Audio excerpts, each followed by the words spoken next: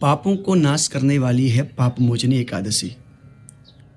इसके बारे में आपने सुना होगा, पाप मोचनी एकादशी का नाम सुना होगा।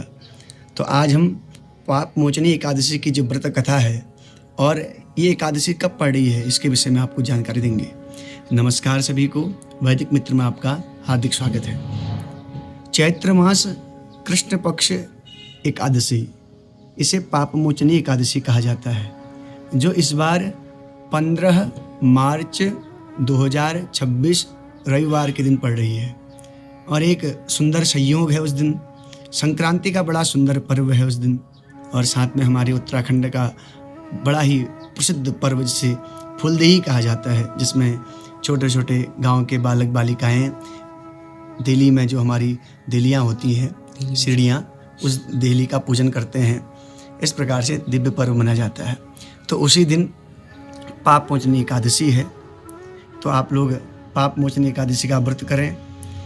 पाप मोचनी शब्द का अर्थ ही समझ में आ रहा है। देखिए, पापान मोचयति शमयति इति पाप मोचनी, अर्थात जो पापों को दूर करने वाली है, हमारे पाप संतापों को जो हर लेती है, वही पाप मोचनी एकादशी है।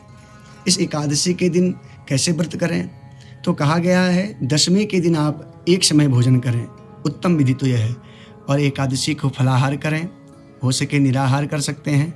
और द्वादशी के दिन उस व्रत का पारण करें, भगवान को भोग लगाएं, अपने पुरोहित ब्राह्मण को बुलाएं और अन्न वस्त्र आदि का उनको दान करें। इस प्रकार से आप एकादशी का व्रत कर सकते हैं। अब इसकी कथा आपको मैं संक्षिप्त में सुनाऊं। भगवान श्री कृष्ण युधिष्ठिर जी को कथा सुनाते हैं लोमश ऋषि और मानधाता के संवाद के माध्यम से।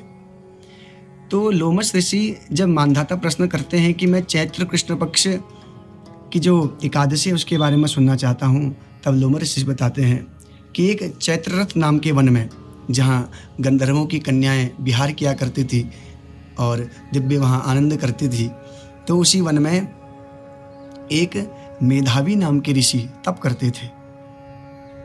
और उनकी तपस्या से आकर्षित होकर एक स्वर्गीय अप्सरा जिसका नाम मंजू घोषा था, तो उनके पास आई, परंतु उनसे कुछ कोस दूर जाकर वीणा का निनाद करने लगी, वीणा बजाने लगी।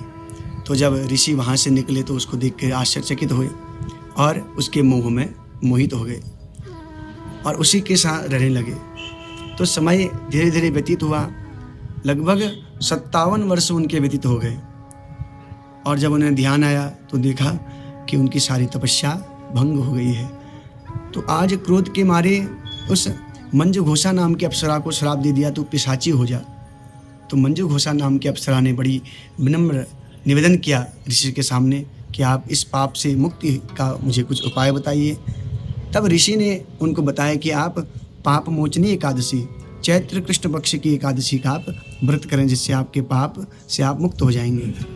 उसके बाद जो मेधावी ऋषि थे वो अपने पिता च्यवन ऋषि के पास गए, उनको सारा वृत्तांत सुनाया।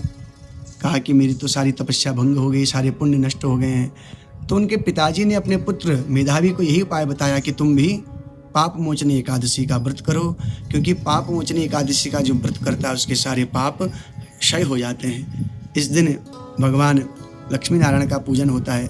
कई लोग सत्यनारायण कथा करते हैं, भगवान का पूजन करते हैं।